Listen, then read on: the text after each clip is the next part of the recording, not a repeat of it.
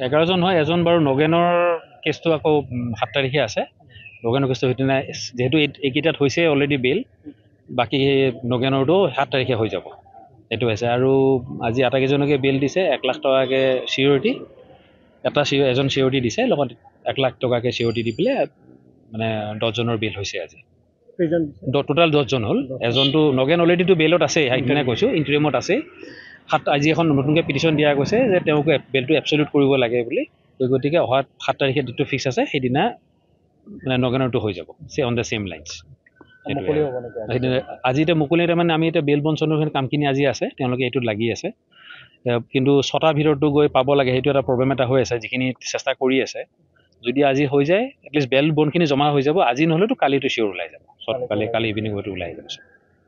আৰু যদি বেলেগ কেছত নাই, এতিয়া ছাপ'জ ইয়াত বাথাও আছে, বাথা কোকৰাঝাৰৰ বেলেগ এটা কেছতো আছে। চ' হয়তো বাথা মানে ইয়াত বেইল বণ্ডটো দিব পাৰিব, কোকৰাঝাৰৰ পৰা বেইলটো ৰিলিজ অৰ্ডাৰটো পোৱাৰ পিছতহে সি ওলাব।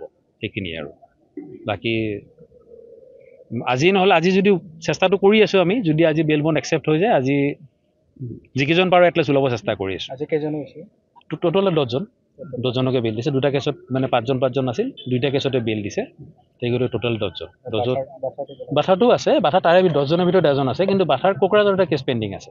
তো সেইটো কোকৰাঝাৰ ইয়াত যদি ৰিলিজো পায়, কোকৰাঝাৰৰ কেছটো আকৌ থাকি যাব। সেই গতিকে কোকৰাঝাৰৰ 24 তাৰিখে ৰিলিজ যদি বেইল অৰ্ডাৰ হৈ যায়, তেতিয়াহ'লে বাথা এইটো কেছতো ওলাই গ'লে 2টাতে ওলাই যাব। অতি সোনকালে সিহঁতৰ কেছৰ উদ্ধাৰ হৈ যাব। উদ্ধাৰটো ধৰক পিছত, সেইটো কেছটো এতিয়া পিছত বাকীখিনি দেখা যাব। কেছত সাক্ষী বাইদি চলি আছে যেতিয়া এইটো অলপ সময় লাগিব। কিন্তু কালি পিছলৈ কি হয় ক'ব নোৱাৰোঁ। কিন্তু আজি জামিনত আটাইকেইজনে ওলাইছে। 10জন ইয়াত দিছে, 10জনৰ ভিতৰত এতিয়া সেই বাথাৰ বাহিৰে বাকী কেইজন ওলাই যাব। কেছটো চলি থাকিব এতিয়ালৈকে যি আছে। নেক্সট ডেটটো 15 তাৰিখে আকৌ সাক্ষীৰ কাৰণে ৰাখিছে। সাক্ষী যদি আহে সাক্ষী হ'ব, পিছত সেইখিনি আৰু তাৰপিছত যদি চৰকাৰে কিবা বেলেগ ভাবে কথাটো বেলেগ হ'ব আৰু।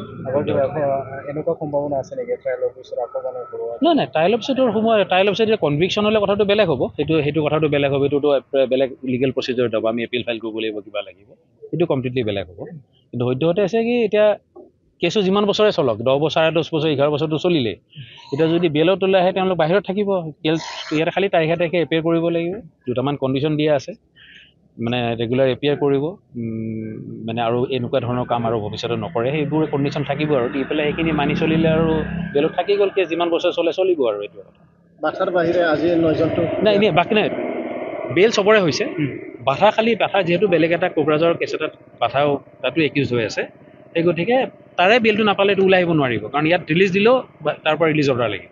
সেই গতিকে বাথাৰ বাহিৰে বাকী বেইল বণ্ডখিনি একচেপ্ট হ'লে আজি নহ'লে, আজি যদি এতিয়া টাইমটো অলপ দেৰি হৈ গৈছে, আজি নহ'লে কালি গোটেইখিনি ওলাই যাব। চবেই নিজৰ ঘৰত যাব পাৰিব। আজিও যাব পাৰিব। পৰিস্থিতি থাকে। কোকৰাঝাৰতো কালি বেইল পিছত মুভ কৰি আছে, তেওঁলোকৰ কেছ জাৰিৰ কাৰণে আছিল। কেছ জাৰিটো ৰেকৰ্ডত বিচাৰি পোৱা নাছিল, এই গতিকে ডেট এটা লৈছে। আৰু তাতে 5টা কেছত 5টা পিটিশ্যন ফাইল হৈছে। অহা 24 তাৰিখে ডেট আছে।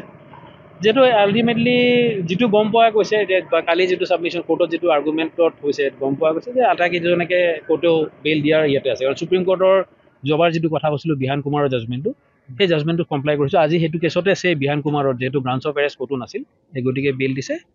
আমাৰ বাকীকেইটা কেছত একে হ'ব বুলি আমাৰ আশা। আৰু फरायसाफोरनि थाखाय मोनसे फोसावथाय सोलोंथाइ बोसोर 2025-26 फरायसाफोरनि थाखाय गोदानै मुं थिसननाय लानानै फैदों रुनिकाटानि UN एकाडेमिया।